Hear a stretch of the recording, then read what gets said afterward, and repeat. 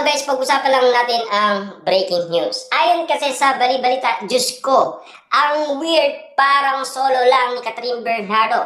Hindi ba love team sila ni James Reid? Sino na ba ang nakakita umano sa poster ni Catherine Bernardo at Maja Salvador at James Reid? Kasi nasa gitna umano si Catherine Bernardo. Grabe nga naman kasi. Todo weird nga naman kasi kung titignan ang bagong teleserye umano ni Catherine Bernardo at James Reid. Kasama pa si Maja Salvador. Grabe nga naman kasi. Parang pameme lang sina James Reid at Maja Salvador sa nasabing poster. Kaya nga naman kasi ang napapansin nila tila walang kilig kahit nasa poster man lang. Di tulad daw ni Alden Richard at Ladine Lustre na talagang magkasama, lalong-lalo na magkayakap pa. Grabe nga naman kasi tila mas kinikilig umano ang lahat ng netizens kina Alden Richard at Ladine Lustre.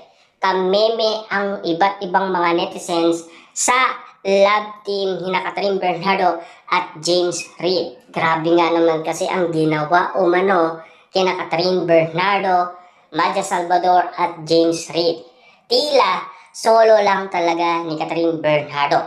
Pero eto pa ang batikos kay Catherine Bernardo.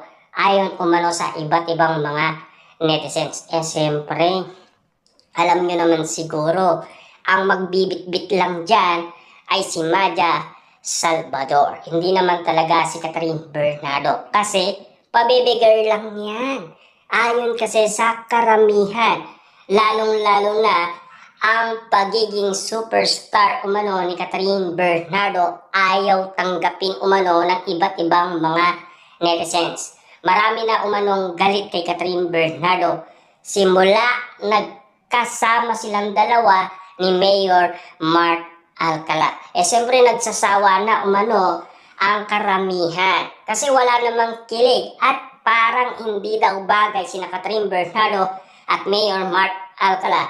Mas bagay talaga siya kay Alden Richard. Kaya nga naman kasi kinukulit umano si Tisoy. Kaya si Tisoy nakakapagsalita umano. Na alam niyo naman siguro, privacy din ang gusto umano ni Tisoy. Grabe nga naman, kita niyo naman, no?